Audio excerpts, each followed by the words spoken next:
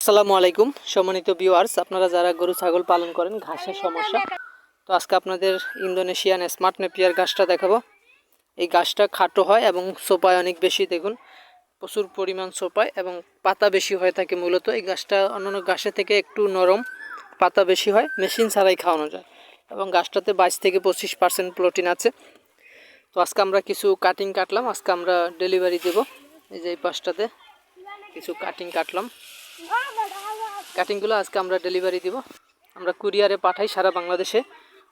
এই দেখুন একটা সোফাতে কাটার পরে আসলে কি পরিমাণ হয়ে থাকে, এবং পিছনে সবগুলা ঘাসই কিন্তু আবার হয়েছে, আর আরও পিছনের অংশগুলো কিন্তু আরও বড়, কারণ ওগুলো আরও আগে কাটা হয়েছিল, এই জন্য বড়। তো আমাদের ওই পাশ থেকে ধাপে ধাপে এই ঘাসগুলো কাটা হয়ে থাকে।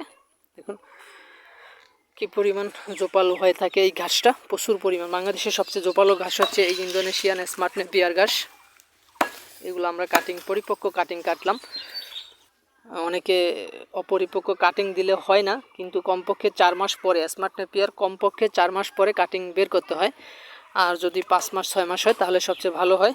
আমি যদি দেখাই একটি কাটিং আপনাদের, এই দেখুন কি পরিমাণ পরিপক্ক হয়েছে।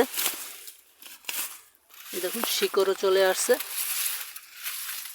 এবং চোখও আছে। যে আমাদের কাটিংগুলো কিন্তু পরিপক্ক হয়ে গেছে। আপনারা যদি পরিপক্ক কাটিং সংগ্রহ করতে চান, আমাদের স্ক্রিনে দেওয়া নাম্বারে যোগাযোগ করতে পারেন। এই যে আমাদের পিছনে কাটার পর আবার সুন্দর মতো হয়ে গেছে। এটা একটা দীর্ঘমেয়াদী ঘাস, আপনার একবার লাগালে 4 থেকে 5 বছর খাওয়াতে পারবেন, অনেক দিন পর্যন্ত কাটা যায় এই ঘাসটা। তো আপনারা নিশ্চিন্তে উঁচু জমিতে গরু এবং ছাগলের জন্য এই ঘাসটা চাষ করতে পারেন। এটা সারা বছরই গরু ছাগলকে খাওয়াতে পারবেন। তো এরকম জোপালো এবং পাতাযুক্ত, অধিক পাতাযুক্ত ঘাস যদি চাষ করতে পারেন, আপনার ঘাস নিয়ে আর কোনো চিন্তা করতে হবে না। সেজন্য আপনারা মূলত এই কাটিং সংগ্রহ করতে পারেন। কাটিং সংগ্রহ করতে চাইলে স্ক্রিনে দেওয়া নাম্বারে যোগাযোগ করে আপনারা এই ঘাসের কাটিং নিতে পারবেন। আপনারা সকলে ভালো থাকবেন, সুস্থ থাকবেন। আল্লাহ হাফেজ।